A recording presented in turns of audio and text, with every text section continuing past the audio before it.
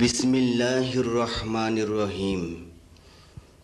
হযরত ইউসুফ আলাইহিস সালাম এবং জুলেখার ঘটনা সহ অন্যান্য বিষয়ে ওয়াজ করে আছেন আন্তর্জাতিক খ্যাতিসম্পন্ন মুফাসসিরে কুরআন, ইসলামী চিন্তাবিদ, জননন্দিত আলেমে দ্বীন, মুসলিম মিল্লাতের গর্বিত সন্তান হযরত মাওলানা মীর হাবিবুর রহমান যুক্তিবাদী। স্থান খিলগাঁও, ঢাকা। প্রযোজনা ও পরিবেশনা সামিয়া সিটি সেন্টার, 30 পাটুয়াটুলি, সালাম মেনশন, ঢাকা।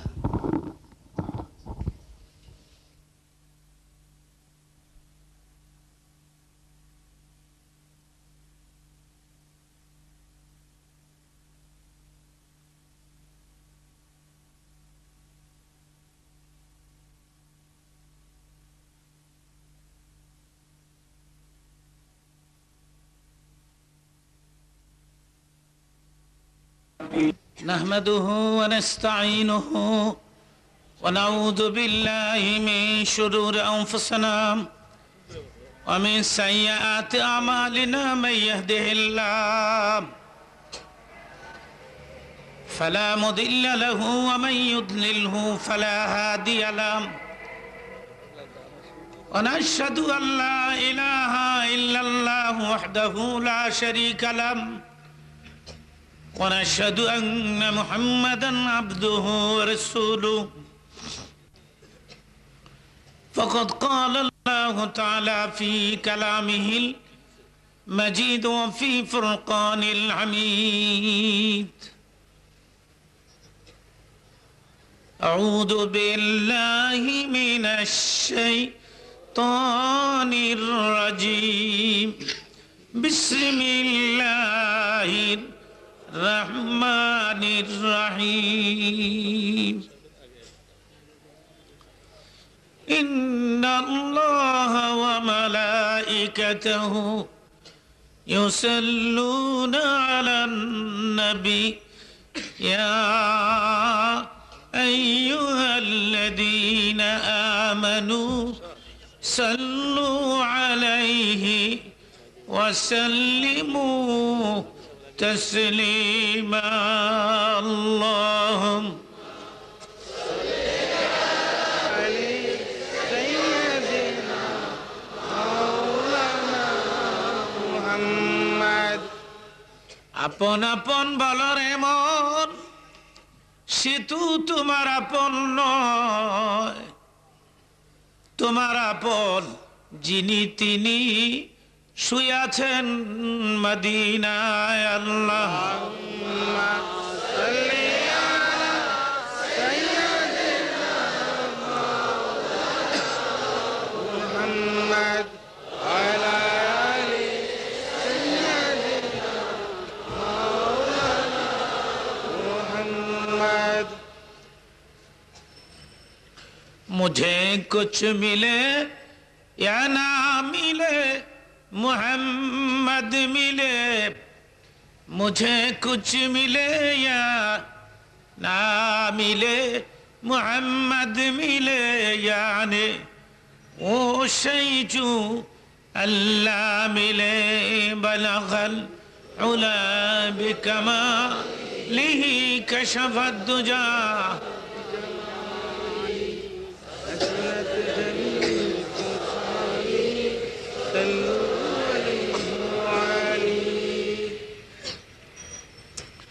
আলহামদুলিল্লাহ রাব্বিল আলামিন।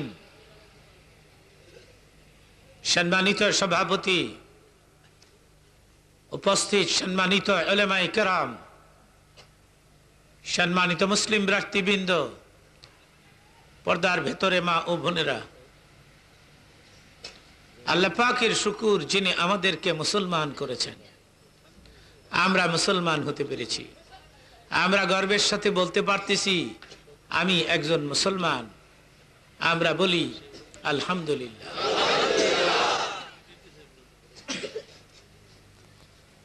আসলে এই প্রোগ্রামের মূল আলোচক হচ্ছেন মাওলানা আব্দুল হক আব্বাসী সাহেব মাদিজিল্লাহুল আলী, আমারই একজন ভাই এবং বন্ধু দীর্ঘদিনের পরিচিত একজন বিশিষ্ট আলেম, ভালো আলোচক, ভালো মুফাসসির, আমরা বলি আলহামদুলিল্লাহ। তারপরে মৌলানা বাহার সাহেব, তিনি আমার অত্যন্ত বন্ধু মানুষ। ইনারা যেখানে আছেন সেখানে আমার কোনো প্রয়োজন হয় না। এরপরও একটা বাড়তি আলোচক হিসাবে খিলগাবাসী আমাকে ভালোবাসে। খিলগা আমার পুরানা এলাকা, খিলগায় আমার বন্ধু বান্ধব এখনো অনেকে বেঁচে আছেন। জীবনের প্রথম আমি দেশ স্বাধীনের পর খিলগাই আমি প্রথম আলোচনা করে। এখান থেকে শুরু হলো ঢাকাবাসী, ঢাকা সিটি এবং শহর।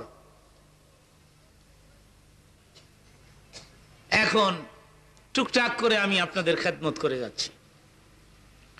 বন্ধুগণ, ইচ্ছে থাকা সত্ত্বেও অনেক লম্বা সময় আমি আপনাদেরকে সার্ভিস দিতে পারবো না বলে আন্তরিকভাবে দুঃখিত। আমার পেছনে আলোচক, তারপরে আমাকে আরেকটা প্রোগ্রামে এখন কথা বলার জন্য যেতে হবে। গলার পজিশন কেমন নিজেরা আওয়াজ শুনি বুঝতে পারছেন। বাসায় যখন ফিরছিলাম কালকে, এসে দেখি ফজরের আজান হচ্ছে। এ হলো বক্তাদের জীবন। আপনারা ভাবছেন আমরা কত আরামে আছি,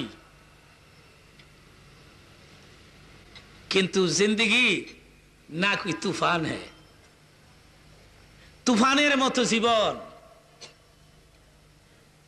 এরপরও দিনের খেদমত করে যাচ্ছি, এটাই হচ্ছে সবচেয়ে বড় ব্যাপার এবং আত্মতৃপ্তি। যাকে আমারই বন্ধুবার মৌলানা আব্বাসী, তিনি তার জ্ঞান গর্ব বক্তব্য আপনাদের সামনে কিছুক্ষণ পরে পেশ করবেন। আমি আপনাদের সামনে সংক্ষেপে দুই একটি কথা পেশ করতে যাচ্ছি। এই পৃথিবীতে মানুষের হিদায়াতের জন্য আল্লাহ তাবারক ওয়া তাআলা বহু নবী পয়গম্বর প্রেরণ করেছেন। আমি 1 লক্ষ বলবো না, 24,000ও বলবো না, 2 লাখও বলতে চাই না। আমি বলতে চাই বহু নবী পয়গম্বর মানুষের হেদায়েতের জন্য আল্লাহ তাবারক ওয়া তাআলা এই পৃথিবীতে প্রেরণ করেছেন। আমাদের ক্যারেক্টার ভালো করার জন্য, দ্বীনকে বুঝাবার জন্য, ধর্মকে বুঝাবার জন্য, চরিত্র ভালো করার জন্য নবী পয়গম্বর এই পৃথিবীতে আসছেন। আল্লাহ বলছেন এই সম্পর্কে, হুয়াল্লাযী আরসালা রাসূলাহু বিল হুদা ওয়া দীনিল হক লিইয়ুযহিরাহু আলা দ্বীনি কুল্লিহি ওয়ালাউ কারিহাল মুশরিকুন। নবীদের মধ্যে সবচেয়ে দামি নবী ছিলেন মুহাম্মাদুর। এই কথাটির উপরে কারো সন্দেহ আছে? ভালো করে বলেন। তিনি ছিলেন ইমামুল মুরসালিন, সাইয়্যিদুল মুরসালিন, সমস্ত নবীদের ইমাম, সমস্ত নবীদের লিডার। মারহাবা বলেন। আপনারা বলুন, আমি শুনি, কর্মীর দাম বেশি না লিডারের দাম বেশি? মুসল্লিদের দাম বেশি না ইমামের দাম বেশি? সেজন্য নবী মানুষ ঠিক, কিন্তু পৃথিবীর কোন মানুষের সাথে তাকে তুলনা দেওয়া যাবে না। তবে তিনি মানুষ। নবীকে জিন বলা যাবে? জিজ্ঞাসা করলে উত্তর ভালো করে দিবেন, আমি বুঝবো লোকেরা আমার কথা বুঝতেছে। আর যদি ভালো করে উত্তর না দেন তাহলে মনে করবো লোকজন আমার কথা বুঝে না বোধ হয়। যদি বলি কি বুঝেন না, তাহলে কেবল কি যে বুঝি না এটাই বুঝি না। ভাইরা আমার, বয়স হয়েছে না, আমার অনেক বয়স হয়ে গেছে তো, 60-এর উপরে। তারপরে বলতেছিলাম যে কথাটা, সেটা হচ্ছে নবী মানুষ ঠিক, কিন্তু পৃথিবীর কোন মানুষের সাথে খিলগার ভাইরা আপনারা বলুন, সব মানুষ কি এক মানুষ? এই যে দেখুন খালেদা জিয়া কত বিজি, হাসিনা কত ব্যস্ত, টাইম নাই। কত খালেদা এমনি ঘুরে, কোনো কাজই হয় না। তো সব খালেদা কি এক খালেদা হইল? সব মানুষ কি এক মানুষ হইল?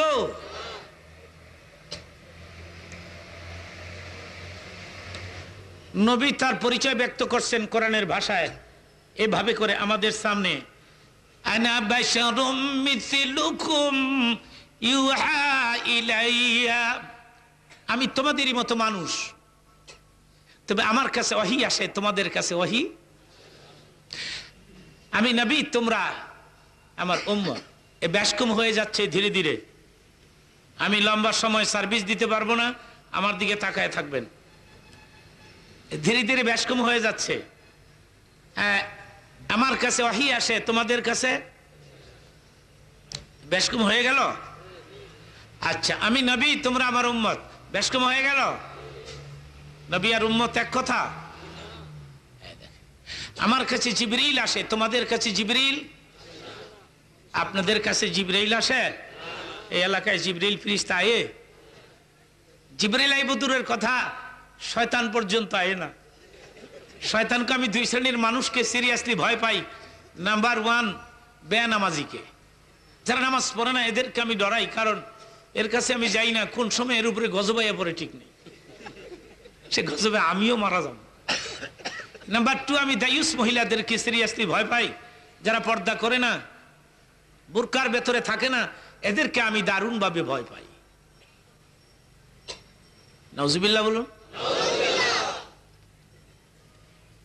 বন্ধুগণ, বাংলাদেশে বিশেষ করে ঢাকা শহরের মহিলারা এখন আর পর্দার ভেতরে থাকতে চায় না, এগুলি তারা পছন্দ করে না। ঢাকা কি ঢাকা না খোলা? ঢাকা কি ঢাকা? ঢাকা তো ওপেন। ঢাকা কি আর ঢাকা রইছে রে ভাই? গ্রাম অঞ্চলে বক্তৃতা করতে গেলে আমি অনেক সময় বলি, গ্রামের মহিলারা অবলা সরলা, গ্রামের মহিলারা ভালো, গ্রামের মহিলারা শহরের মহিলাদের চাইতে হাসরের ময়দানে কয়েক শত বছর আগে জান্নাতে চলে যাবে। গ্রামের মহিলা শহরে আইলে লেডিস হয়ে যায়, গ্রামের ডিম শহরে গেলে মামলেট হয়ে যায়। গ্রামের মহিলা শহরে এলে মহিলা থাকে না, লেডিস হয়ে যায়। মহিলারা থাকবে কোথায়? পর্দার ভেতরে না বাইরে? আল্লাহ বলছেন, ওয়াকারনা ফি বুয়ুতিকুন্না ওয়ালা তাবাররাজনা তাবাররুজাল জাহিলিয়াতিল উলা। মুসলিম নারীগণ, তোমরা ঘরের ভেতরে থাকবে, বের হলে ঘর সহ বের হবে। এত বড় ঘর নিয়ে বারোই কেমনে? ঘরের পরিবেশ নিয়ে বের হবে। সুবহানাল্লাহ বলে। আপনারা বলুন, ঘরের ভেতরে কোনো মহিলা থাকলে বাইরের থেকে দেখা যায়? অর্থাৎ বের হলে এভাবে বের হতে হয় যাতে তোমার লবণ্যময় অঙ্গ প্রত্যঙ্গ বাইরের বেগানা পুরুষ না দেখে, অর্থাৎ বোরকা দিয়ে। কি দিয়ে?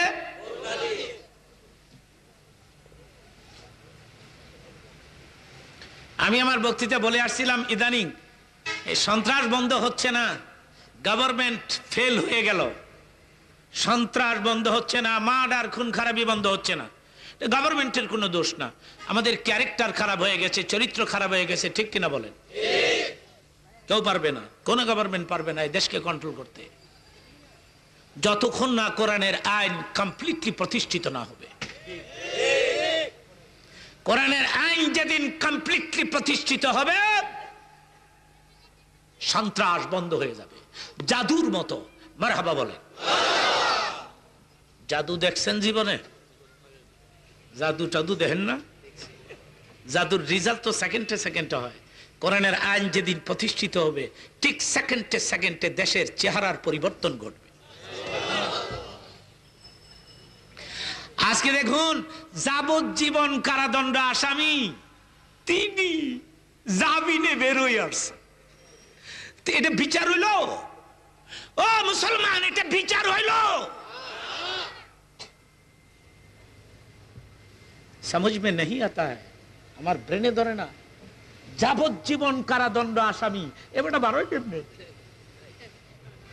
এই যে খালি ফাঁস ফাঁস ফাঁস ফাঁস ফাঁস হইছে, এগুলো বাড়ি আইব, আপনার অপেক্ষা করেন না এই 3-4 দিনের মধ্যে, আর না হয় 3 মাস, নাহলে 3 বছর বের হইব তো। সুতরাং দেশ ওভার কন্ট্রোল হয়ে গেছে। যে দেশে ম্যাজিস্ট্রেট ঘুষ খায়, এটা দেশ? এটা দেশ? ম্যাজিস্ট্রেট ঘুষ খায়। পুলিশ, পুলিশ তো এই দেশের পুলিশ তো কলঙ্কের ইতিহাস রচনা করলো। সব পুলিশ খারাপ না, এখনো তো পুলিশ আছে। সব পুলিশ খারাপ? এই যে দেখেন আমাদের এখানে যে পুলিশরা পাহারা দিচ্ছে, এরা কত ভালো, এরা আলেম ওলামা পাহারা দিচ্ছে, দোয়াও চাচ্ছে আমার কাছে, হুজুর দোয়া করবেন, এরা ভালো না? পুলিশ অফিসার আমার জানা মতে এমনও আছে তাহাজ্জুদের নামাজ পড়ে, ঘুষ খায় না। কিন্তু অধিকাংশ পুলিশ, পুলিশ অপরাধীকে ধরার ক্ষমতা রাখে, ফুলের টোকা দেবার ক্ষমতা রাখে না। বিচার আছে দেশে, আদালত আছে, কোর্ট আছে, ঠিক কিনা বলেন? কিন্তু পুলিশ টাকার জন্য মানুষ মেরে ফেলে। ইতিহাস কলঙ্কের ইতিহাস।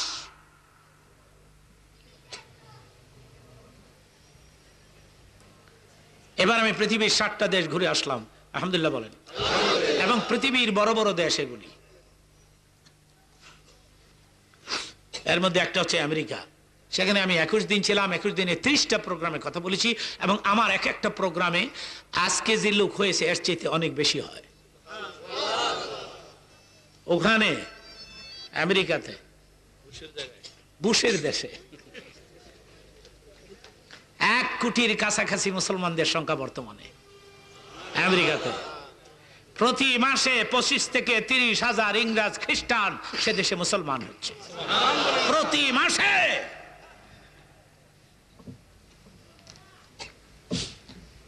আমেরিকাতে ইসলামের পজিশন ভালো, মুসলমানদের পজিশনও ভালো। বছর 1.5 আগে ভালো ছিল না, ইদানিং ভালো। কেমনে কেমনে জানি এই ইংরেজের বাচ্চারা বুঝদারছে, বিল্ডিং 2টা মুসলমানেরা ভাঙে নাই। আমি আমার সবগুলো বক্তৃতায় সে দেশে বলে আসছি, মুহাম্মদ সাল্লাল্লাহু আলাইহি সাল্লাম কারো বিল্ডিং ভাঙতে পৃথিবীতে আসে নাই, ঠিক কিনা বলে? মুহাম্মদ বিল্ডিং ভাঙতে আসে নাই, মুহাম্মদ বিল্ডিং গড়তে আসছে, মারহাবা বলে।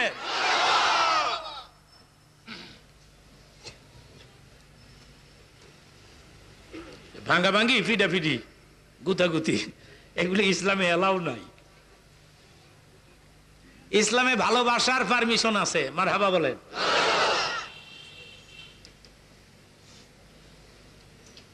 মসজিদে নববীর বারান্দায় দাঁড়ায় এক ইহুদি পেশাব করে। হযরত ওমর কয়, হুজুর ইহুদির বাচ্চাই করে কি এটা? হুকুম দেন একটা সর দেই। নবীজি বললেন, ওমর লেট হিম ফিনিশ, পেশাব শেষ হোক। তাহলে কারো পেশাব বন্ধ করে দেশে ইসলাম আসে নাই, মারহাবা বলেন।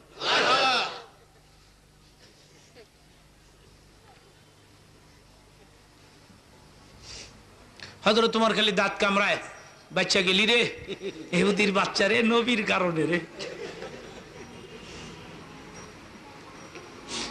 আমার নবী ইহুদির কাছে গিয়া কয়, তুমি তো পেশাবের জায়গাটা চিনো না, এটা মসজিদ, এখানে আমরা রবের ইবাদত করি,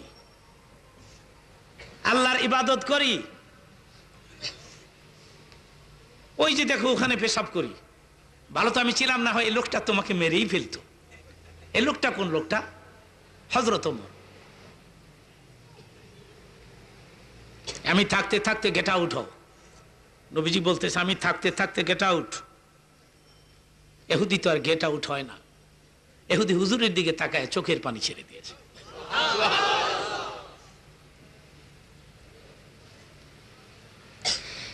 ডাক দিয়ে বলেন, ইয়া রাসূলুল্লাহ, আমি পরীক্ষা করলাম আপনি নবী কি নবী নাম, পেশাব করে পরীক্ষা করলাম, আপনি নিশ্চয়ই নবী হবেন। নবী গো, আর দেরি নয়, আমারে পরে দেন লা ইলাহা ইল্লাল্লাহু মুহাম্মাদুর রাসূলুল্লাহ। এভাবে ইসলাম প্রতিষ্ঠিত হয়েছে, পিটাপিটি করে নয়, অত্যাচার করে নয়, পথঘাট বন্ধ করে নয়, হরতাল করে নয়। হরতাল ইসলামে এলাও নাই। যে কোনো লোক হরতাল করুক, আমি কোন দলকে টার্গেট করে বলছি না। মানুষকে অসুবিধায় ফেলে দেয়া হারাম। যেরকম কি তাহলে দেশ কবে ভালো হবে? সুতরাং ইসলামী হুকুমতের প্রয়োজন আমি মনে করতেছি। দেশটা আলেম ওলামাদের হাতে ছেড়ে দেওয়া উচিত। যেভাবে ঠিক কয় এই ঠিক হইব। দেশটা পীর বুজুর্গদের হাতে ছেড়ে দেওয়া উচিত। আলেম ওলামাদের কাছে ছেড়ে দিয়ে পরীক্ষা করে দেখেন তারা দেশ কন্ট্রোল করতে পারে কিনা।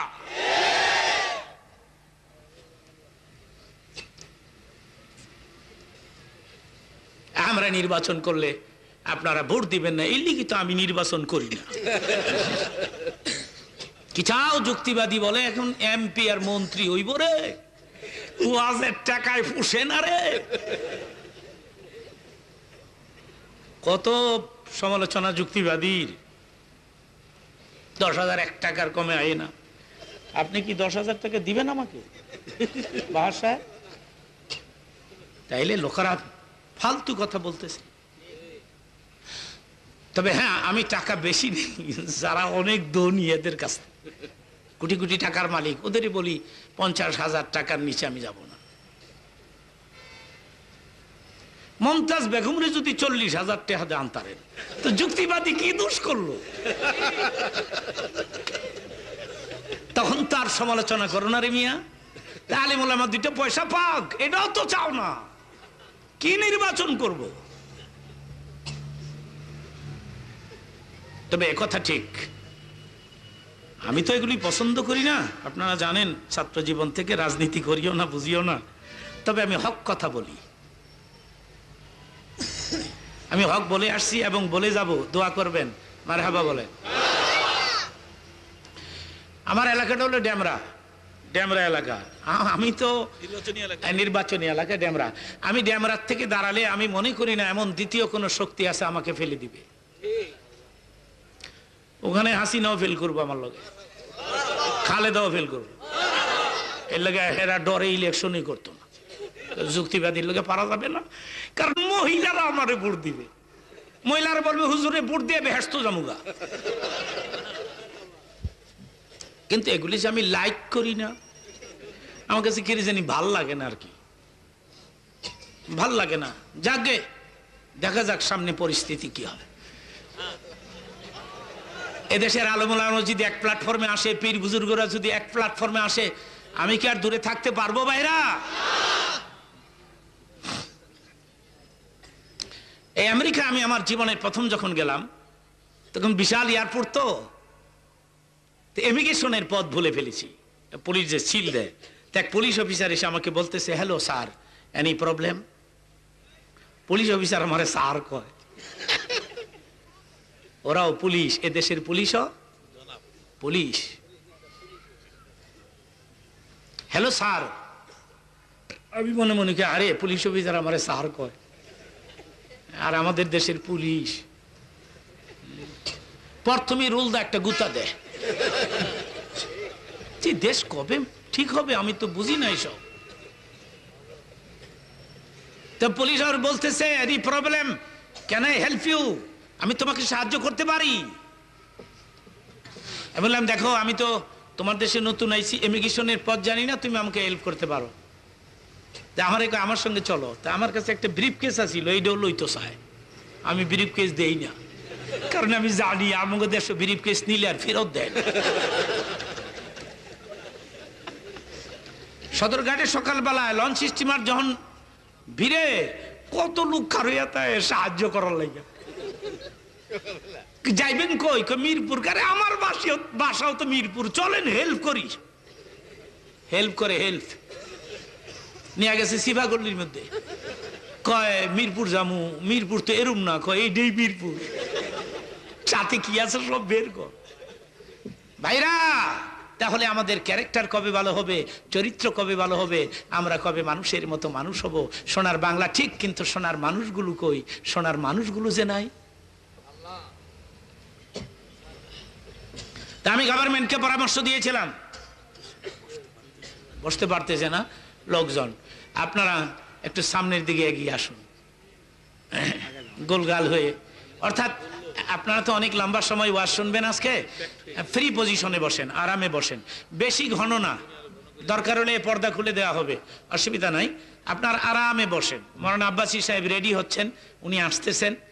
ভাইরা, তিনি তো ধীরে ধীরে ধীরে ধীরে কথা বলেন, মিষ্টি মিষ্টি কথা বলেন, সুন্দর সুন্দর কথা বলেন, মারহাবা বলেন। আপনারা লম্বা লম্বা সময় ওনার কথাবার্তাই শুনবেন। তো আমরা একটু জিকির করি, লা ইলাহা ইল্লাল্লাহ, লা ইলাহা ইল্লাল্লাহ, লা ইলাহা ইল্লাল্লাহ, লা ইলাহা ইল্লাল্লাহ, লা ইলাহা ইল্লাল্লাহ,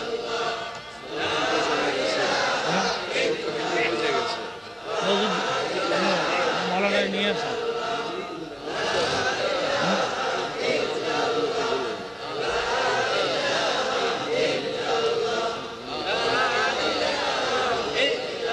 যারা দাঁড়িয়ে আছেন ভেতরে ঢুকে পড়ুন, আমার ভাইরা, খিলগায়ের ভাইরা, যুবক ভাইরা, ভেতরে ঢুকে পড়ো তোমরা। যুবকদের সংখ্যা বেশি দেখাচ্ছে, মারহাবা বলেন। যুবকেরা ইদানিং যুবকেরা ওয়াজ শোনে বেশি। বয়স্ক লোক কয়জন আছে বলেন? এ দেখেন মুরব্বী নাই, কিন্তু সব যুবক। এরা ওয়াজ যে একটা ভালো জিনিস, ওয়াজ শুনতে যে ভাল লাগে এটা তারা বুঝে ফেলেছে। জানেন এই ওয়াজ শুনতে শুনতে কত যুবকেরা নামাজি হয়ে গেছে, এরা মানুষের মতো মানুষ হয়ে গেছে। দেশ স্বাধীনের পরে যদি এভাবে ওয়াজ নসিহত না হইতো, এদেশের মানুষগুলো সব জানোয়ার হয়ে যেত গা। স্বাধীনের পরে এই ওয়াজ শুনতে শুনতে শুনতে শুনতে মানুষ মানুষের মতো হচ্ছে। সুতরাং এই ওয়াজগুলো ধরে রাখতে হবে, ঠিক কিনা জোরে বলুন। মাঝে মধ্যে কিছু লোকেরা বলে এত ঘন ঘন ওয়াজের দরকার কি? মিয়া, অনেক দরকার। ঘন ঘন যখন গানের দরকার, ঘন ঘন ওয়াজেরও বেশি বেশি ওয়াজ হওয়া উচিত। ওয়াজের মধ্যে ভালো করে চাঁদা দিবেন, বেশি করে পয়সা দিবেন। 5 টাকার পুরান নোটটা বাইচ্ছা মৌলবি যে বাঙ্গায় না খাইতারে, এগুলি আমার পরীক্ষা করার কথা। তো 5 টাকার পুরান নোটটা দিছে, আল্লাহ রস্তে নতুন নোটটারে দিয়ে দিছে। কে নতুনটা দিতে পারল না হুজুর রে? আরে হুজুরে নতুন নোটটা দিতে পারল না? তাহলে পথে পথে ঘাটে ঘাটে শুধু ভুল আর ভুলই হয়ে গেল।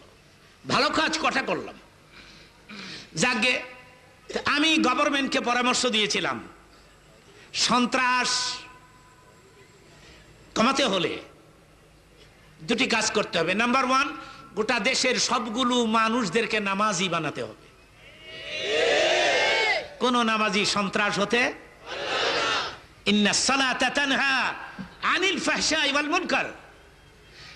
নামাজি মিথ্যা কথা বলতে পারে না, চুরি করতে পারে না, ডাকাতি করতে পারে না, খুন খারাপি করতে পারে না, কোন নামাজি পারে না। একথা বলেছেন কে? আল্লাহ। কে বলেছেন? জোরে বলেন। আল্লাহ মিথ্যা কথা কয়? মাঝে মধ্যে কিছু লোকের আমার প্রশ্ন করে, যুক্তিবাদী সাহেব আপনার কথা মানি, আল্লাহর কথা মানি, কিন্তু আমরা আমাদের সমাজে দেখি কিছু লোক আছে নামাজও পড়ে আবার মাঝে মধ্যে মিথ্যাও কয়। এটা হয় কেন? তা আমি বলবো, যদি তাই হয়ে থাকে তাহলে যিনি নামাজ পড়েন তার নামাজ হয় না, যে কোনো জায়গার ত্রুটি আছে। হয়তো বাউজু হয় না, না হয় কাপড়টা ভালো না, না হয় বিছনা না পাক, একটা না একটার মধ্যে ত্রুটি আছে, বিদায় নামাজ কবুল হচ্ছে না। নামাজও চলছে, গুনাহও চলছে, নামাজও চলছে, মিথ্যাও চলছে। নাউজুবিল্লাহ বলে। আমি একটা উদাহরণ দিয়ে কথা সহজে বুঝাই দিই। এক মহিলা খুব সুন্দরী, 5 ওয়াক্ত নামাজ পড়ে, পর্দায় থাকে, ভালো কথা।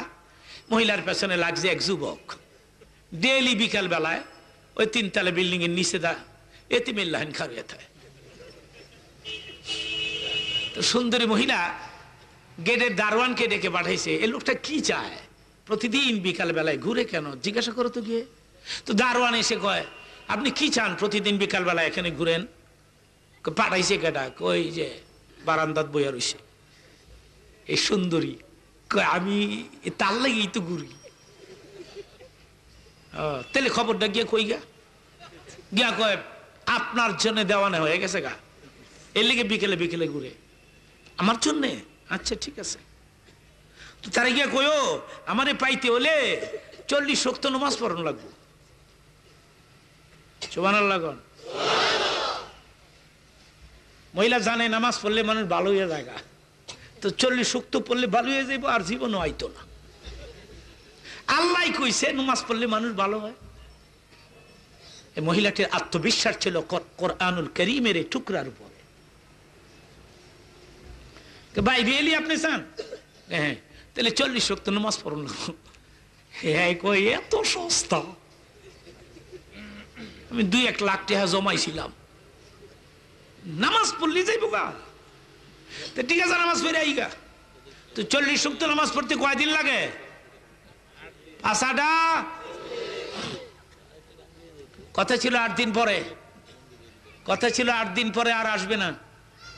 সেদিন দেখা যায় সকালবেলা এখার রইছে। মহিলা মনে মনে কয় খোদা রে, তুমি নিজে কইছ নামাজ পড়লে মানুষ ভালো হয়ে যায়, এই লোকটা দি ভালো হইল না। আল্লাহ দারোয়ান রে কয় যে তাকে গিয়া কয়ো, তাকে গিয়া কয়ো, দারোয়ান রে কয় তাকে গিয়া কয়ো যে এই লোকটা মানুষ না, এ যদি মানুষ হইতো ভালো হয়ে যেত গা। কয়ো আমি আমার কথার মধ্যে এখন ঠিক নাই, কারণ হে মানুষ না। দারোয়ানে কয় আপনি বলে মানুষ না, উনি উনার কথার মধ্যে ঠিক নাই, আপনারে কইছে যাইতেন গা। এ কথা কয়েজন দারোয়ান জায়গা হ্যাঁ, এই নিজেই কইছে 40 ওয়াক্ত নামাজ পড়লে যাইব, যদি না যায় তাহলে গিয়া কইয়া দিও নামাজ পড়ছি ওযু করি নাই।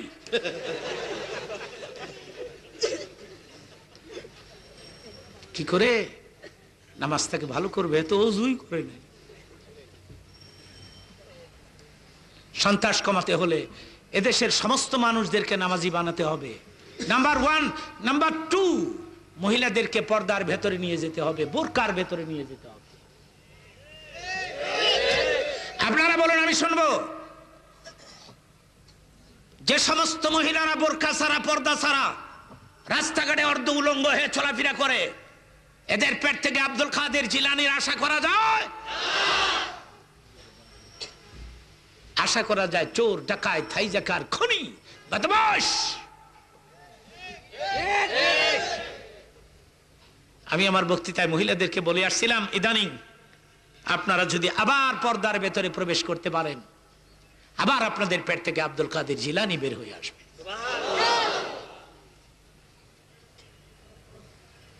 ছোট্ট করে বলে দেই, আব্দুল কাদের জিলানী যেমন তেমন মায়ের পেট থেকে আসে নাই।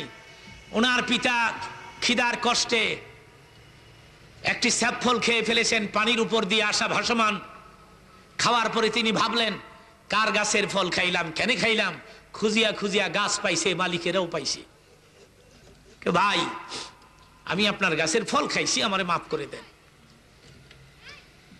গাছের মালিক অন কন্ডিশন আমি তোমারে মাপ দিতে পারি, 12 বছর আমার গোলামি করুন লাগবো। 12 বছর গোলামি করে মাপ চাইতে গেছে, কে এত তাড়াতাড়ি মাপ দেই না। আমার একটা মেয়ে আছে অন্ধ, পঙ্গু, বোবা, এর বিয়ে করুন লাগবো। আব্দুল কাদেরের বাপ মনে মনে কে এরপরও তো আমারে ক্ষমা করে দিব। বিয়ে করলেন, 12 বছর গোলামি করলেন, একটা ফল খাইয়া বিয়ে হয়ে গেল। বাসর ঘরে ঢুকে দেখে এক সুন্দরী বইয়ে রয়েছে, বড় বড় চোখ, দৌড়দা বাড়ি হয়ে গেছে। অন্ধকার রাতে নিরিবিলি পরিবেশে এক সুন্দরীকে রুমের মধ্যে পাওয়ার পরে দৌড় দিয়ে বের হয়ে আসা, এটা ঈমান কত বড় মজবুত হলে পরে সম্ভব হয়। যুবক ভাইরা, আল্লাহ বলেছেন কেউ যদি জিনাত থেকে বাঁচার জন্য আমার সাহায্য চায়, বাঁচার জন্য চেষ্টা করে, আমি সঙ্গে সঙ্গে তাকে সাহায্য করি।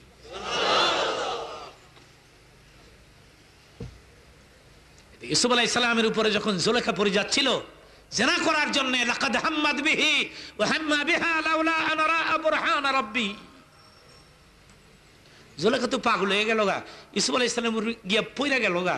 তখন তিনি জিনার থেকে নিজেকে সেভ করার জন্য পায়জামাতে গিরুয়া ছিল একটা, এরপরে আরো 6টা গিরু লাগাইছে, 6টা গিরু টাইট কইরা। কি জন্যে? জিনার থেকে নিজেকে সেভ করার জন্য। আল্লাহকে, ইউসুফ রে, জিনার থেকে বাঁচার লেগে পায়জামার উপরে 6 গিরু লাগাইছ, আমি তোরে সাহায্য করব।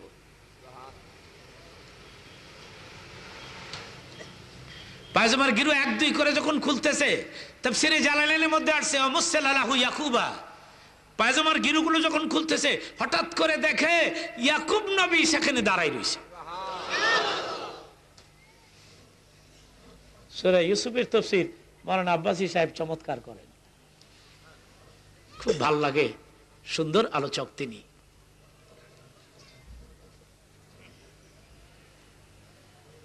ইয়াকুব আলাইহিস সালাম, ইউসুফ আলাইহিস সালামের পিতা, সামনে দাঁড়ায় বলতেছে, ইউসুফ তুই জিনা করতে পারিস না, তুই নবী হবি। মারহাবা বলেন।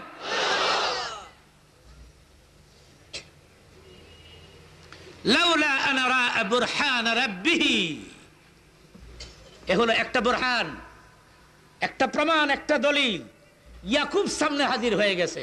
নাম্বার 2, জুলেখার একটা স্বর্ণের মূর্তি ছিল, যে করে জিনা করবেন তিনি ইউসুফের সাথে, তোয়ালি দিয়া ঢাইকা কিনারে থুয়ে দিছে। ইউসুফ আলাইহিস সালাম কয়, জুলেখা তোয়ালি দিয়ে কি ঢাইকা থুইছ? কয়, আমার খোদা। খোদারে ঢাইকা রাখছো কে লেগা? কয়, তোমার সাথে আমি জিনা করবো, খোদাই দেখা ফেলাইব, এর লেগে তোয়ালি দিয়া খোদারে শোয়াই থুইছি। ইউসুফ আলাইহিস সালাম কয়, মূর্তি যদি দেখে তাহলে আমার আল্লাহ দেখবে না আমাকে? ইন্নাল্লাহা সামিউম বাসীর। এর অর্থ কি? এর অর্থ হলো আল্লাহ এত বেশি দেখে, তার চেয়ে বেশি কেউ দেখে না। চিল্লায়ে বলেন মারহাবা। এত জুলেখাকে 2 হাতে এভাবে, আমার দিকে তাকান, জুলেখাকে 2 হাতে এভাবে ধাক্কা দিয়ে ফেলে দিয়ে ফাস্তাবাকাল বাবা, দরজার দিকে হযরত ইউসুফ দৌড় দিলেন। আল্লাহ বলেন, ইউসুফ রে, জিনার থেকে বাঁচার জন্য আমার সাহায্য চেয়েছ, আমি তোকে হেল্প করলাম, আমি তোকে সাহায্য করলাম, জিনার থেকে আমি তোরে বাঁচাই দিলাম।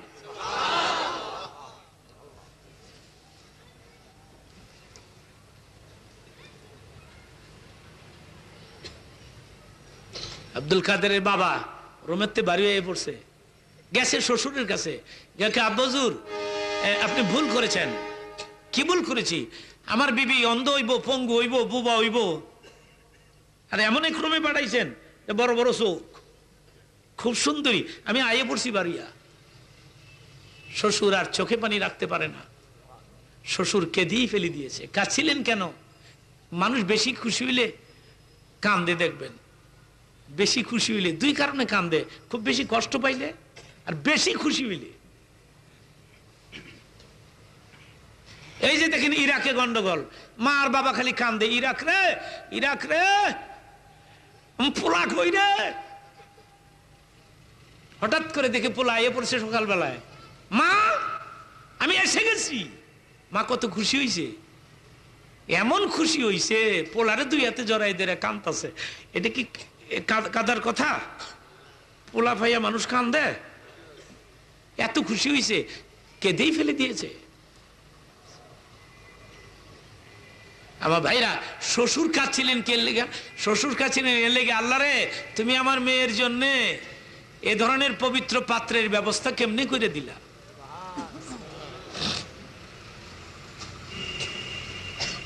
ডাক দিয়ে বলে, বাবা রে, এটাই তোমার বিবি।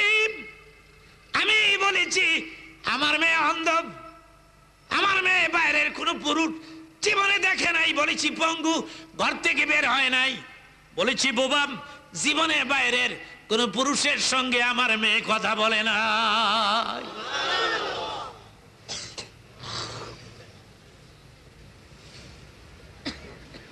বিদেশ যাবে লেখাপড়া করতে আব্দুল কাদের জিলানী রহমতুল্লাহ আলাইহি, 40টা স্বর্ণ মুদ্রা জামার ভিতরে শিলি করে দিয়া মা কয়, আব্দুল কাদের রে, তোর সাথে আমার দেখা হয় না হয় জানি না বাবা, কবে আয়ুস্তি এলমিদিন শিখে বিদেশ যাবি গা, তো যাইগা 40টা সোনার টাকা জামার ভিতরে শিলি করে দিলাম, একটা ওসিয়ত করলাম, জীবনে মিথ্যা কথা কইস না। দর্শে রাস্তার ডাকাইতে, যার কাছে যা ছিল সব লয়ে গেছে গা। আব্দুল কাদেরের কাছে গিয়া কয়, নাম কি? এ ছেলে, তোমার নাম কি? আমার ছেলে আমার নাম আব্দুল কাদের। আব্দুল কাদের, কিছু আছে সাথে? 40টা স্বর্ণ মুদ্রা আছে। জোরে কর। আমি হইলে, আমার কথা কই, আপনারা তো ভালো মানুষ, আমি হইলে কইতাম আল্লাহর কসম আমার সাথে কিছু নেই, আল্লাহর কসম খাইলাম। ঠিক কিনা ভাইরা? তাহলে আমরা কবে মানুষ হব? ব্যাপারী সাহেব বাসায় আছেন? ব্যাপারী সাহেব, ব্যাপারী পোলারে ডাক দিয়া কয়, গিয়া ক আমি বাসাত নাই। পোলাই গিয়া কয়, বাবাই কইছে আপনি রে কইতাম। বাবাই বলে বাসাত। তবে ভালো হব কবে? বাপ ভালো তো ছেলে ভালো, মা ভালো তো মেয়ে ভালো। বাপ নামাজি, ছেলে নামাজি, মা নামাজি, মেয়ে নামাজি। যেমন বাপ তেমন ছেলে, যেমন মা তেমন মেয়ে। আসুন নিজেরা ভালো হই, তাহলে প্রোডাকশন ভালো হবে। আম গাছ লাগায় কয় না আঙ্গুর খাম, আঙ্গুর গাছ লাগায় কয় টমাটো খাম। আমাদের দেশে কিছু ভদ্র বাপ মা আছে, হাসবেন না, এমন ভদ্র বাপ, এই স্বামী স্ত্রীকে নাম ধরে ডায়, স্ত্রী ও স্বামীর নাম ধরে ডায়। মনে করেন স্বামীর নাম সলিমুদ্দি, স্ত্রীর নাম বানেসা। বানেসা এদিকে আসো, সলিমুদ্দি। দেখেন কত ক্ষতি হয়ে গেল।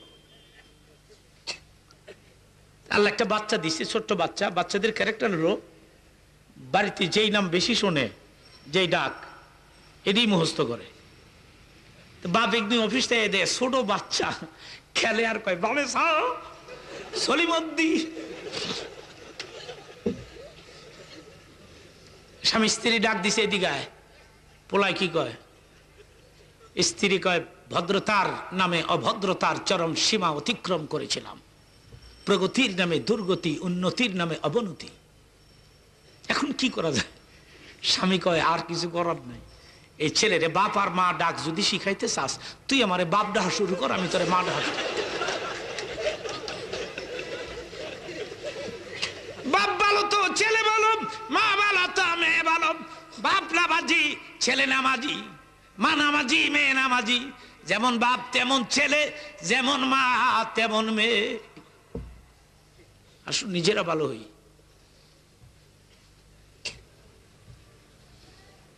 মিথ্যা কথা বলা যায়? জোরে কোন যায়? মিথ্যা কথা বলা যায়। আব্দুল কাদের ডাকাতের কাছে খবর গেছে, স্যার একটা ছেলে কয় 40টা স্বর্ণ মুদ্রা আছে।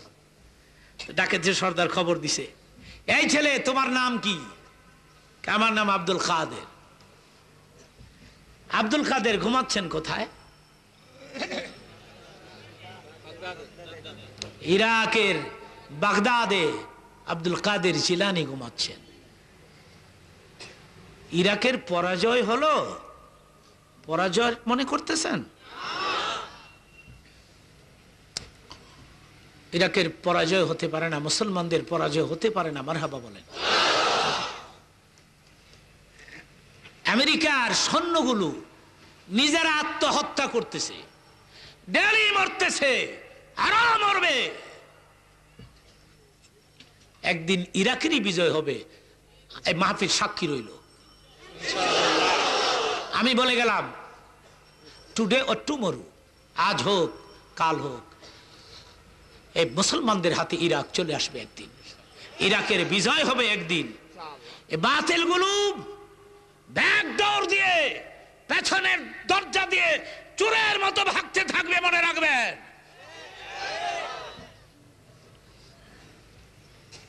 রাতের অন্ধকারে মুহাম্মদ সাল্লাল্লাহু আলাইহি ওয়াসাল্লাম যেদিন মক্কা ছেড়ে মদিনায় যাচ্ছিলেন, মক্কার কাফিরগুলো কত খুশি, আব্দুল্লাহর পোলা পরাজয় বরণ করলো, রাতের অন্ধকারে ভাগলো। হিজরত কার হুকুমে করেছেন তিনি? হযরত আলী বলেছিলেন, নবী গো, আপনি কি মক্কার কাফেরের ভয়ে হিজরত করতেছেন নাকি আল্লাহর হুকুমে? দুটার একটা আমাকে বলেন।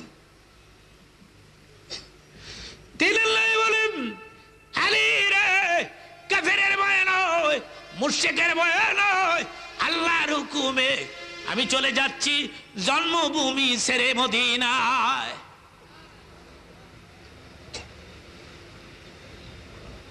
রসুল কি মানুষের ভয়ে দেশ ত্যাগ করতে পারে কোন নবী? জোরে কন। আল্লাহ কইছে, তুমি যাওগা বন্ধু, আজকে রাত্রি যাওগা, যাও, তোমার হিজরতের ভেতরে আমি ফতে মক্কা লিখে দিলাম।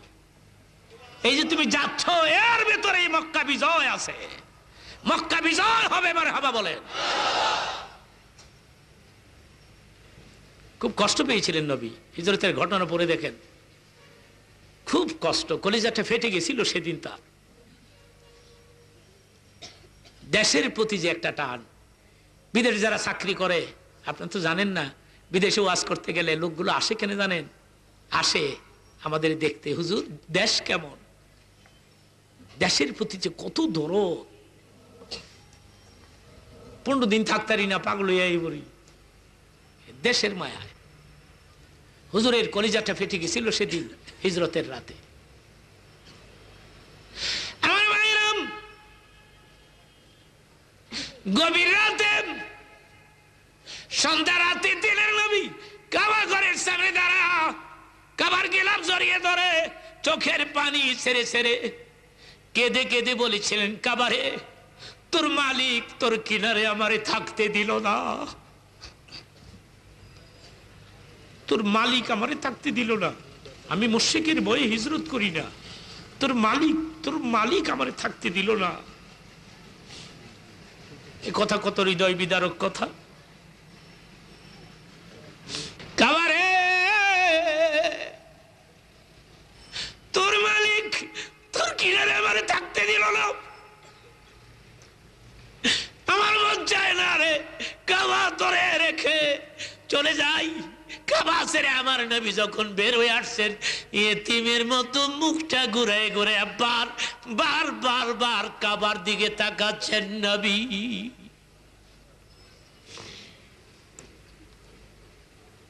সেজন্য হাজিরা এখনো হাজিরা যখন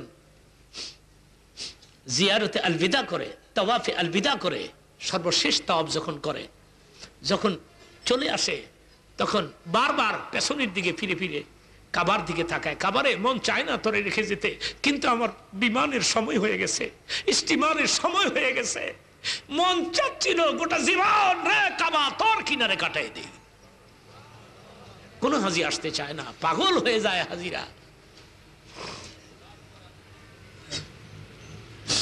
সুবহানাল্লাহ, আলহামদুলিল্লাহ, লা ইলাহা, জোরে জোরে সুবহানাল্লাহ,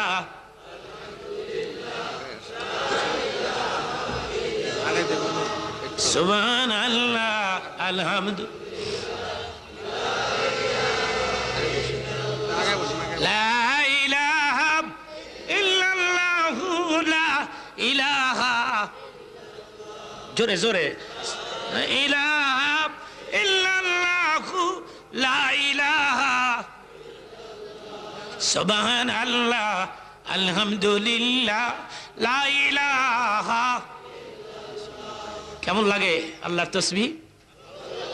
এই তাসবিহটা বেশি বেশি করে পাঠ করবেন। হাদিস শরীফে আসছে, পৃথিবীতে যারা এই তাসবিহ বেশি বেশি করে পাঠ করবে, কিয়ামতের দিন মিজানের পাল্লায় ওদের ওজনকে ভারী করে দেয়া হবে। তাইলে বলুন সুবহানাল্লাহ, আলহামদুলিল্লাহ, লা ইলাহা, সুবহানাল্লাহ, আলহামদুলিল্লাহ, লা ইলাহা, লা ইলাহা ইল্লাল্লাহু, লা ইলাহা, সুবহানাল্লাহ, আলহামদুলিল্লাহ, লা ইলাহা। ভাইরা আমার, হিজরতের ভেতরে ছিল ফতে মক্কা। মারহাবা বলেন। কেঁদে কেঁদে নবী বিদায় হয়ে যায়, আবার হাসতে হাসতে নবী মক্কাতে আসে। সুবহানাল্লাহ বলেন। সুবহান।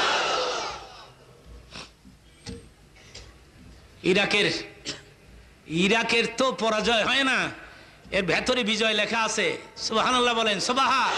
ইনশাআল্লাহ বলেন। মাশাআল্লাহ বলেন। আব্দুল কাদের জিলানী রহমতুল্লাহ আলাইহি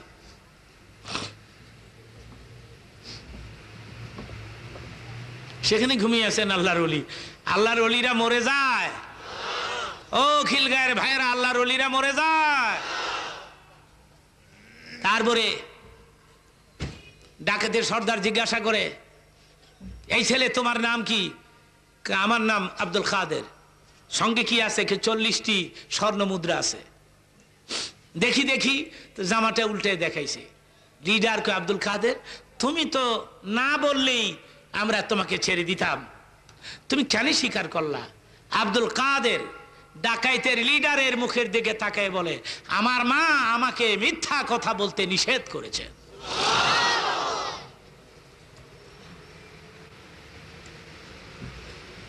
ডাকাইতের সর্দার আর চোখে পানি রাখতে পারে না, ওনার জীবনীতে উঠছে, 2 হাত মারাম আব্দুল কাদেরকে কোলে বসে বলে, বাবাজি জীবনে কত মিথ্যা কথা বলেছি, চুরি করেছি, অন্যায় করেছি, মানুষ মেরেছি, মানুষের পয়সা করে লুট করে খেয়েছি, আর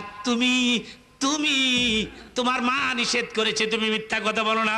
আরে আব্দুল কাদের বাবা, আমি তোমার কাছে তওবা করে মানুষের মতো মানুষ হতে চাই। ডাকাতের লিডার ভালো হয়ে গেল। মারহাবা কর। ভালো মানুষের কাছে থাকেন, সৎসঙ্গে, অসৎসঙ্গে, সৎসঙ্গে, মসজিদে বেশি বেশি আসবেন। মারহাবা বলেন। ইমাম সাহেবের কাছে সময় বেশি কাটাবেন। মারহাবা বলেন। ঘরের সময় কমাই দিবেন, ঘরের ভিতরে সময় কমায় মসজিদের সময় বাড়াই দিবেন। হুজুরদের কাছে বেশি থাকবেন, হুজুরদের কিছু সেবা করবেন, এদের কিছু খেদমত করবেন। এদের কাঠমোল্লা কইেন না, আমাকে বলে কার্দা বানাইছে। এদের ইজ্জত করেন, এদের সম্মান করেন, আল্লাহ আপনাদের ইজ্জত বাড়াই দিবে। প্রোগ্রাম চলবে বছরে একবার, 2 দিন 3 দিন ব্যাপী। মারহাবা বলেন। বাংলাদেশের বড় বড় আলেম ওলামা, ইসলামী চিন্তাবিদ, যারা ইসলামী রাইটার, ইসলামী চিন্তাবিদ, যারা পণ্ডিত, এদেরকে দাওয়াত দিবেন। যারা কোরআন হাদিস বুঝে, এদেরকে দাওয়াত দিবেন। বাংলাদেশি কিছু মূর্খ বক্তার আমদানি হয়ে গেছে, মাদ্রাসার বারান্দা তো যায়নি, হে মুফাসসিরে কোরআন। দুঃখ লাগে আমার। পৃথিবীর 4 ভাগের 1 ভাগ দেশ ঘুরলে তার নামের আগে আন্তর্জাতিক লেখা যাবে। পৃথিবীর 4 ভাগের 1 ভাগ দেশ যদি ঘুরেন তাহলে ইন্টারন্যাশনাল লেকচারার লেখা যাবে, আন্তর্জাতিক বক্তা। তাও লোকেরা আপনাকে দাওয়াত করে নিয়েছে, এটার ডকুমেন্ট পেশ করতে হবে। নোয়াখালী ওয়াজ করতে যায় নাই, হে বেটাও আন্তর্জাতিক লেখে। এগুলি বাদ দেন। ওই ভালো ভালো মুফাসসির, মুহাদ্দিস, যারা কোরআন হাদিস বুঝে, এদেরকে নিয়ে আসবেন। হক্কানি উলামায়ে কেরাম, কিছু কথা শুনবেন, কিছু শিখতে পারবেন, কিছু বুঝতে পারবেন। মাওলানা মাকসুদুল হক বাহার আমার অত্যন্ত বন্ধু মানুষ। খিলগা আদিবাসী ভাইরা আমার, আপনার আমার নিজের মানুষ। আমি সবসময় তো আপনাদের জন্য দোয়া করি। একটা বিশাল প্রোগ্রামে আমাকে এখন যেতে হবে কথা বলার জন্যে, অনেক দূর। সেই জন্যে আমি আমার ভাইকে, আমার বন্ধু মাওলানা আব্দুল হক আব্বাসী, উনি একজন অত্যন্ত ভালো আলেম। মারহাবা বলেন। ভালো মুফাসসির, আলহামদুলিল্লাহ বলেন। এবং প্রবীণ বক্তা এবং সুবক্তা। এক এক ফুলের এক এক গন্ধ, তাই না ভাইরা? ইল্লাম তাগফির লানা ওয়া তারহামনা লানাকুনান্না মিনাল খাসিরিন।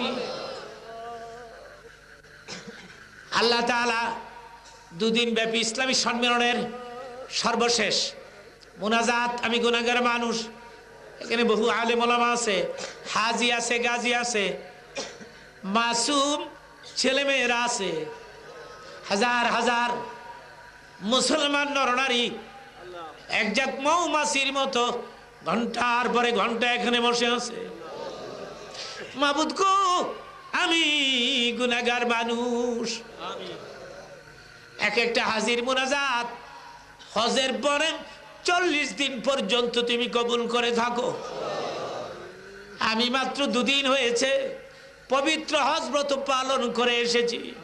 আল্লাহ, এখানে পুরানা হাজি অনেক আছে, তোমার কাছে ক্ষমা চাইলাম, তুমি আমাদেরকে ক্ষমা করে দাও। তুমি মাফ না করলে কে করবে? তুমি ক্ষমা না করলে কে করবে? বলে দাও না আল্লাহ, আমরা কার দুয়ারে যামু? কার কাছে যামু? কার দুয়ারে যামু? কে আমাদের মাফ করবে? তুমি বলেছ গুনাহ গুনাহ করে ফেলেছ রে বান্দা, এরপরে তুই আয় আয় আমার দরবারে আয়, তওবা কর, সারেন্ডার কর, আত্মসমর্পণ কর, গুনাহের কথা মনে করে চোখের পানি ছেড়ে কাঁদ। বান্দারা, আমি যখন দেখি তুই কাঁদিস, আমি যখন দেখি তোর গাল বেয়ে বেয়ে পানির ফোঁটাগুলো জোরে জোরে পড়তেছে, আবার রহমতের দরিয়াতে জোশ মারে, সঙ্গে সঙ্গে রে বান্দা আমি তোকে ক্ষমা করে দে। তুমি বলেছ আমার বান্দা কাঁদলি আমি তারে ক্ষমা করে দেই, কিন্তু কেন জানি আমাদের চোখে পানি নামে না, কান্না পায় না, কান্না আসে না, দিল শক্ত হয়ে গেছে পাথরের চাইতে বেশি। মাবুদরা, জীবনে বহু মুনাজাত করেছি, কোন মুনাজাত কবুল হয়েছে জানি না, আজকের এই মুনাজাত ফিরত দিও না। ঈদগাহ ময়দান আমি তোমার কাছে রেখে গেলাম, মসজিদ আমি তোমার কাছে রেখে গেলাম, লোকেরা দান করছে এগুলি কবুল করো, ছেলেরা পরিশ্রম করছে তুমি কবুল করো, মুরব্বীরা পরিশ্রম করেছে তুমি কবুল করো। আগামীতে রে এর চাইতে বিশাল প্রোগ্রাম তুমি আবার কবুল করো। আল্লাহ গো, আমি গুনাহগারের নাম শুনিয়া শুনিয়া পাগলের মতো ছুটে আসছে মানুষগুলো, এখন আমি কি দিয়া এদের বিদায় দিব? কি দিয়া বিদায় দিব? অন্তর খুলে আমি দোয়া করে দিলাম, এদেরকে সুখে রাখো, এদেরকে শান্তিতে রাখো, এদের হায়াত তুমি লম্বা করে দিও, কাবার মধ্যে বরকত দিও। এলাকায় ইরিদানের চাষ করা হয়েছে, শিলাবৃষ্টির থেকে হেফাজত কইরো, ফলনের মধ্যে তুমি বরকত দিয়ে দিও রব্বুল আলামিন। আমাদের মধ্যে অনেকের মা নাই, বাপ নাই, কত মানুষ মা মা বলে ডাকে, বাবা বাবা বলে কত মানুষ ডাকে, আমরা অনেকেই মা বাপ ডাক থেকে চিরবঞ্চিত হয়ে পড়েছি। জনম দুঃখিনী মা, মা নাই, গৃহে যার সংসার অরণ্যতার, দেখিলে মায়ের মুখ মুছে যায় শব্দ। 10 মাস 10 দিন পেটে বোঝা বইছে, কলিজার মধ্যে লাথি মেরা দুনিয়া আইছি, আজকে সে মায়ের ভিন্ন করে দিয়া, বাবারে ভিন্ন করে দিয়া, বর্ষারে 2 বার 3 বার শ্বশুর শাশুড়ি দাওয়াত দিয়া, পোলা পাকায়া গোস্ত পাকায়া, একই বাড়ি দক্ষিণের ঘরে সন্তান, শ্বশুর শাশুড়ির লয়া পোলাও খায়, গোস্ত খায়, উত্তরের ঘরে মা কান্দে রে, ওদিকে মা কাঁদে, এদিকে সন্তান আনন্দ ফুর্তি করে, সন্তান আনন্দ ফুর্তি করে, ওদিকে মা দুঃখিনী কান্দে।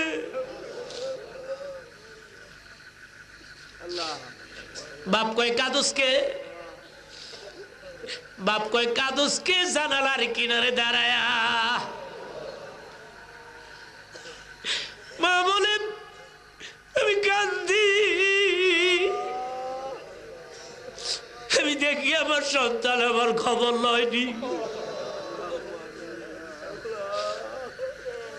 না না, শ্বশুর শাশুড়ি খাওয়া নিজে খাইয়া ঘরের পেছনের দরজাতে বের হয়ে চলে গেছে। মায়ের ঘরের দিকে নজর দেয় না, এদিকে মায়ের চোখের পানিতে বুক ভিজিয়া যায়। মা কান্দে, মা কান্না বিজড়িত কণ্ঠে বলে, পোলারে আগে যদি জানতাম এই পেটে বোঝা বইতাম না। মায়েরে মাফ করে দাও, বাবারে মাফ করে দাও, দাদারে মাফ করে দাও, দাদি, নানা, নানি, বন্ধু বান্ধব যারা ছিল কাঙ্গাল হয়ে কবরে পড়ে আছে।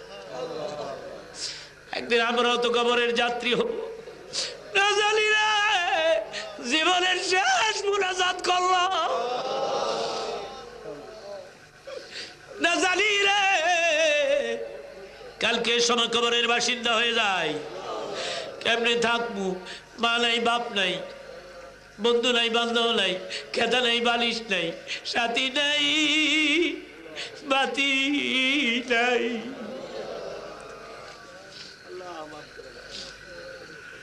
দুনিয়াতে মুসিবতে পড়ে গেলে সন্তান দৌড়ে আসে, কবরে কে আসবে রে আল্লাহ? তাহলে তুমি, তোমার কাছে একটি আবেদন, কবরে তুমি নিজের হাতে বাতি দিয়া তোমার বন্ধুর রওজা থেকে একটা পরিষ্কার পথ করে দিবা।